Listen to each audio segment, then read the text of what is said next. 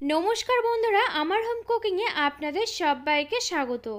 আজকে আমি চলে এসেছি আবার একটি নতুন রেসিপি নিয়ে। তো ভিডিওটি কথা স্কিপ না করে পুরোটা দেখার জন্য আপনাদের কাছে আমার একান্তভাবে অনুরোধ রইল। আজকে আমি আপনাদেরকে বানিয়ে দেখাচ্ছি পাকা তাল দিয়ে একেবারে নতুন পদ্ধতিতে দারুণ সুস্বাদু এবং টেস্টি একটি পিঠের রেসিপি। এই পিঠেগুলো না খেতে এতটাই টেস্টি হয় যে মুখে দিলেই কিন্তু মন ভরে যাবে। আর এই পিঠেগুলো কিন্তু তৈরি করে নিতে কোনো রকম কোনো তেলের প্রয়োজন হয় না। তেল ছাড়াই কিন্তু এই রেসিপিটি বানিয়ে ফেলা যায়। আর বন্ধুরা, ভিডিওটি শুরু করার আগে আপনাদের কাছে আমার একটি ছোট্ট রিকোয়েস্ট, আমার এই রেসিপিটি যদি আপনাদের কাছে ভালো লেগে থাকে অবশ্যই করে আমার চ্যানেলটিকে সাবস্ক্রাইব করে আমার পাশেই থাকবেন। তো এই রেসিপিটি বানানোর জন্য এখানে দেখুন প্রথমে আমি একটি বড় কাপ মেপে এর মধ্যে দিয়ে দিলাম এখানে 1 কাপ পরিমাণ সুজি। এরপর আমি দিয়ে দিচ্ছি ঠিক এই কাপ মেপে 1 কাপ পরিমাণ চালের গুঁড়ো। আর এখানে কিন্তু চালের গুঁড়ো আর সুজি সমান পরিমাণে ব্যবহার করতে হবে। এরপর আমি এর মধ্যে দিয়ে দিচ্ছি এখানে 1.5 কাপ পরিমাণ তালের পাল্প। প্রথমে আমি 1.5 কাপ পরিমাণ দিয়ে এটাকে মেখে নেব, তবে আমার যদি পরে মনে হয় যে এখানে আরেকটু তালের পাল্প প্রয়োজন রয়েছে সেক্ষেত্রে আমি পরে কিন্তু আরেকটুও দিতে পারি। আর এখানে যে আমি তালের পাল্পটা ব্যবহার করছি এটা কিন্তু দেখুন বেশ ঘন রয়েছে। আপনাদের যদি মনে হয় যে তালের পাল্পটা পাতলা রয়েছে সেক্ষেত্রে কিন্তু তালের পাল্পটাকে জাল করে একটু ঘন করে তারপরে এখানে ব্যবহার করতে পারেন। এরপর আমি এর মধ্যে দিয়ে দিলাম এখানে স্বাদ মতো অল্প একটুখানি নুন। এরপর এর মধ্যে দিয়ে দিচ্ছি এখানে কুচনো নারকেল। কুচনো নারকেলটা যখন আমরা পিঠেটা খাবো মুখে পড়বে, খেতে কিন্তু দারুণ লাগবে। এরপর আমি এর মধ্যে দিয়ে দিচ্ছি এখানে কয়েকটি কাঠবাদাম একটু কুচি কুচি করে কেটে রেখেছিলাম সেগুলোকে। এখানে কিন্তু আমি সমস্ত উপকরণগুলো দিয়ে দেওয়া হয়ে গিয়েছে। এখন আমি সমস্ত কিছুকে খুব ভালোভাবে একটু সময় নিয়ে মেখে নিচ্ছি। আর বন্ধুরা, এখানে কিন্তু আপনারা নারকেল আর কাঠবাদাম কুচির সঙ্গে সঙ্গে চাইলে কিশমিশ বা কাজু বাদাম এগুলোও কিন্তু ব্যবহার করতে পারেন। তাতে করেও কিন্তু পিঠেগুলো খেতে খুবই টেস্টি হবে। তো এখানে আমার সমস্ত কিছু মেখে নেওয়া হয়ে যাওয়ার পর মনে হচ্ছে এটা একটু শুকনো রয়েছে, যার জন্য কিন্তু এখানে দেখুন আমি আরও 2 থেকে 3 চামচ মতো তালের পাল্প অ্যাড করছি।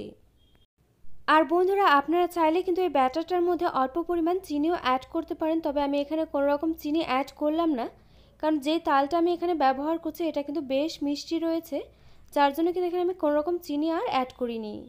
তো এখানে দেখুন ব্যাটারটা কিন্তু আমার পারফেক্টভাবে খুব ভালোভাবে মেখে নেওয়া হয়ে গিয়েছে। এখন আমি এটাকে এভাবে রেস্টে রেখে দিচ্ছি 20 থেকে 25 মিনিটের জন্য। এই ব্যাটারটা এখানে রেস্টে থাক ততক্ষণে এখানে আমি একটি পুর তৈরি করে নিচ্ছি। এর জন্য দেখুন এখানে একটি কড়া বসিয়ে দিয়েছি। কড়াতে আমি দেখুন প্রথমে দিয়ে দিচ্ছি এখানে 1 কাপ পরিমাণ দুধ। আর এখানে দেখুন যে কাপ মেপে আমি সমস্ত কিছু ব্যবহার করেছি ঠিক সেই কাপ মেপে কিন্তু 1 কাপ পরিমাণ দুধ এর মধ্যে আমি দিয়ে দিলাম। আর এই দুধটা কিন্তু আগের থেকে জাল করা ছিল, যার জন্য দেখুন দুধটা কিন্তু এখানে বেশ ঘন। এখন এই দুধটাকে আমি আরও কিছু সময় এভাবে জাল করে নিয়ে একটু ঘন করে নিচ্ছি। তো এখানে আমার দেখুন এভাবে কিন্তু অনবরত নেড়েচেড়ে নিতে নিতে দুধটা এখানে আমি জাল করে বেশ কিছুটা শুকিয়ে ফেলেছি। এরপর আমি এর মধ্যে অ্যাড করে দিচ্ছি এখানে 1 বাটি পরিমাণ নারকেল কোড়া। এখন এই দুধের সঙ্গে নারকেল কোড়াটাকে দেখুন খুব ভালোভাবে প্রথমে একটু এভাবে নেড়েচেড়ে নিয়ে আমি মিশিয়ে নিলাম। এরপর এই পুরটার খুব সুন্দর একটা ফ্লেভারের জন্য এর মধ্যে আমি দিয়ে দিলাম 3-4টে থেতো করে রাখা এলাচ। এরপর আমি এর মধ্যে দিয়ে দিচ্ছি এখানে 1 বাটি পরিমাণ আখের গুড়। আর এই পিঠেগুলো কিন্তু তৈরি করার সময় এই পুরটাকে একটু খুব ভালোভাবে বেশি করে গুড় দিয়ে একটু মিষ্টি মিষ্টি করে কিন্তু তৈরি করে নিতে হবে। এখন এই নারকেলটাকে এভাবে আমি অনবরত নেড়েচেড়ে নিয়ে দেখুন যেভাবে আমরা নাড়ু তৈরি করি ঠিক সেভাবে একটু পাক দিয়ে নিচ্ছি। তবে এখানে দেখুন নাড়ু যেভাবে আমরা তৈরি করি তার তুলনায় কিন্তু গুড়টা আমি এখানে বেশি পরিমাণ করে একটু ব্যবহার করেছি। ঠিক এভাবে কিন্তু পুরটা তৈরি হয়ে গেলে এটাকে নামিয়ে নিয়ে আমি ঠান্ডা করে নেব। ওখানে আমার ওদিকে পুরটা রেডি করে নিতে নিতে দেখুন এখানে কিন্তু ব্যাটারটা আমার রেস্টে রেখে দেওয়ার 25 মিনিট মতো হয়ে গিয়েছে। আর ব্যাটারটা কিন্তু এভাবে রেস্টে রেখে দিলে দেখুন আরও কিছুটা সফট হয়ে যায়। এখানে নিশ্চয়ই আপনারা দেখতেই পাচ্ছেন ব্যাটারটা আমার ঘনত্বটা ঠিক কতটা রেখেছি আর কতটা সফট হয়ে গিয়েছে। এরপর দেখুন এখানে আমি নিয়েছি একটি বড় সাইজের টিফিন বাটি। আর এই পিঠেটা কিন্তু এই বাটির মধ্যে আমি তৈরি করে নেব। এরপর আমি এর মধ্যে দিয়ে দিচ্ছি এখানে কলা পাতা। কলা পাতাগুলোকে দেখুন আমি বাটির মাপ করে ঠিক এভাবে একটু কেটে নিয়েছিলাম। এই পাতাটাকে দেখুন বাটির মধ্যে আমি খুব ভালোভাবে একটু সেট করে নিলাম। এখন আমি সাইড দিয়েও কলা পাতা দিয়ে বাটিটাকে খুব ভালোভাবে একটু এভাবে দেখুন সেট করে নিচ্ছি। আর আপনাদের হাতের কাছে যদি কলা পাতাটা না থাকে সেক্ষেত্রে কিন্তু আপনারা চাইলে এখানে কলা পাতার পরিবর্তে পেপার বা কাগজ এখানে ব্যবহার করতে পারেন। তবে হাতের কাছে যদি কলা পাতা থাকে সেক্ষেত্রে কিন্তু অবশ্যই করে চেষ্টা করবেন কলা পাতাটা এখানে ব্যবহার করার। এতে করে কি হবে, কলা পাতার যে খুব সুন্দর একটা ফ্লেভার হয় সেটা কিন্তু পিঠেটার মধ্যে যাবে আর পিঠেগুলো কিন্তু খেতে দুর্দান্ত লাগবে। কলা পাতাটা দেখুন এভাবে খুব ভালোভাবে চারদিকে আমার দিয়ে দেওয়া হয়ে গেলে এখন আমি এই পাতাগুলোর মধ্যে খুব ভালোভাবে একটু সাদা তেল মেখে নিচ্ছি। অল্প পরিমাণ করে তেলই কিন্তু এভাবে মেখে নিলে হয়ে যাবে। কলা পাতার গায়ে তেলটা মেখে নেওয়া হয়ে গেলে যে ব্যাটারটা আমি রেডি করে রেখেছিলাম সেটাকে দেখুন প্রথমে আমি অর্ধেকটা পরিমাণ এই বাটির মধ্যে দিয়ে দিচ্ছি। প্রথমে কিন্তু অর্ধেকটা পরিমাণই এর মধ্যে দিয়ে দিতে হবে। অর্ধেকটা পরিমাণ দিয়ে দেওয়া হয়ে গেলে এখন আমি দেখুন বাটির গায়ে খুব ভালোভাবে একটু সেট করে নিচ্ছি, যাতে করে এখানে কোনো দিকটা একটু ফাঁকা না থেকে যায়। খুব ভালোভাবে কিন্তু এভাবে সেট করে নিতে হবে। এরপর আমি যে নারকেলের পুরটাকে তৈরি করে রেখেছিলাম সেই নারকেলের পুরটাকে কিন্তু এর মধ্যে আমি এভাবে ভরে ভরে দিয়ে দিচ্ছি। আর এই পুরটাকে দেওয়ার সময় কিন্তু অবশ্যই করে চারিদিকে সমানভাবে পুরটাকে এভাবে দেখুন সাজিয়ে নিয়ে দিতে হবে। তো এখানে আমার দেখুন পুরো পুরটাকেই কিন্তু এর উপর দিয়ে এভাবে খুব ভালোভাবে দিয়ে দেওয়া হয়ে গিয়েছে। এরপর যে বাকি ব্যাটারটা আমি রেখে দিয়েছিলাম অর্ধেকটা পরিমাণ, সেটাকে কিন্তু এর উপর দিয়ে দেখুন আমি খুব ভালোভাবে একটু এভাবে দিয়ে দিচ্ছি। আর এই ব্যাটারটাকে কিন্তু ওপর দিয়ে একটু সমান করে এভাবে দিতে হবে, যাতে করে চারিদিকে একই সমানভাবে ব্যাটারটা খুব ভালোভাবে পড়ে। পুরো ব্যাটারটা এখানে দেখুন দিয়ে দেওয়া হয়ে গিয়েছে। এরপর দেখুন এভাবে আমি বাটিটাকে একটু ঝাঁকিয়ে ঝাঁকিয়ে নিয়ে খুব ভালোভাবে আরেকটু সেট করে নিলাম, যাতে করে নিচের দিকে কোনোভাবে একটু ফাঁকা না থাকে। এরপর দেখুন একটি চামচ দিয়ে আমি ওপর দিকটা আরেকটু ভালোভাবে একটু সমান করে নিলাম। এখানে কিন্তু আমার পিঠেটা তৈরি করে নেওয়ার জন্য এটা আমার একেবারে রেডি হয়ে গিয়েছে। তবে এর ওপর দিয়ে দেখুন আরেকটি করে কলা পাতা দিয়ে এই পিঠেটাকে আমি খুব ভালোভাবে একটু ঢেকে নিচ্ছি।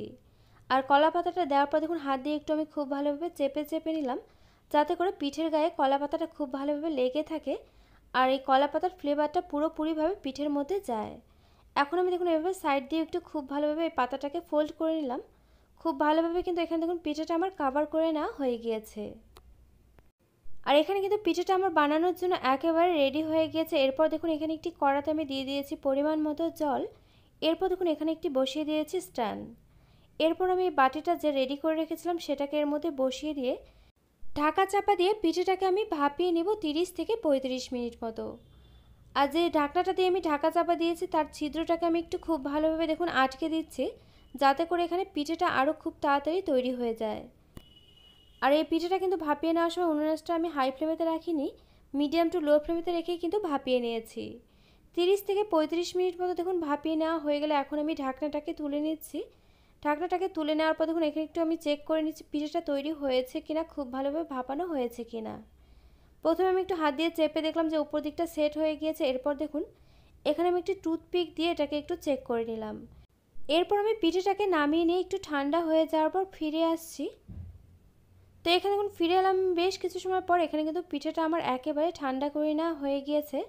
এখন আমি পিঠের গা থেকে দেখুন পাতাগুলোকে একটু ছাড়িয়ে নিচ্ছি। আর এখানে দেখুন পিঠেটা আমার কতটা সুন্দরভাবে তৈরি হয়ে গিয়েছে আর খুব ভালোভাবে কিন্তু ভাপানো হয়েছে।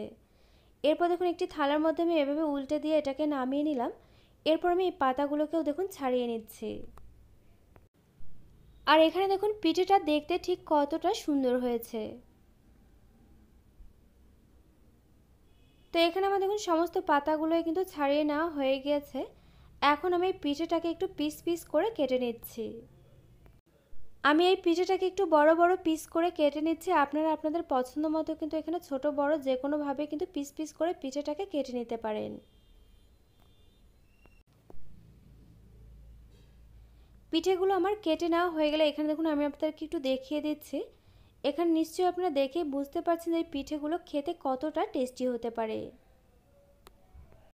তো বন্ধুরা এখন কিন্তু তালের সিজন চলছে, যার জন্য কিন্তু আপনারাও তাল দিয়ে এই রেসিপিটি ঝটপট করে একবার এভাবে বাড়িতে তৈরি করে ফেলুন। আশা করছি আপনার পরিবারের কিন্তু সকলে খেয়ে আপনার প্রশংসা করবে। তো আমার এই রেসিপিটি আপনাদের কাছে কেমন লাগলো অবশ্যই একটি লাইক দিয়ে কমেন্ট করে জানাতে কিন্তু ভুলবেন না, কারণ আপনাদের একটি লাইক একটি কমেন্ট কিন্তু আমাকে এরকম নতুন নতুন ভিডিও বানাতে আরও অনেক বেশি উৎসাহিত করবে। পাশে থাকা বেল আইকন অবশ্যই প্রেস করে দেবেন, এতে করে আমার নিত্য নতুন ভিডিওর আপডেট আপনাদের কাছে পৌঁছে যাবে সবার আগে। তো আজকের মতো ভিডিওটা এই পর্যন্ত, আবারও পরে দেখা হচ্ছে অন্য কোনো নতুন ভিডিওর সঙ্গে। আর আমার এই ভিডিওটি শেষ পর্যন্ত দেখার জন্য আপনাকে জানাই অসংখ্য ধন্যবাদ।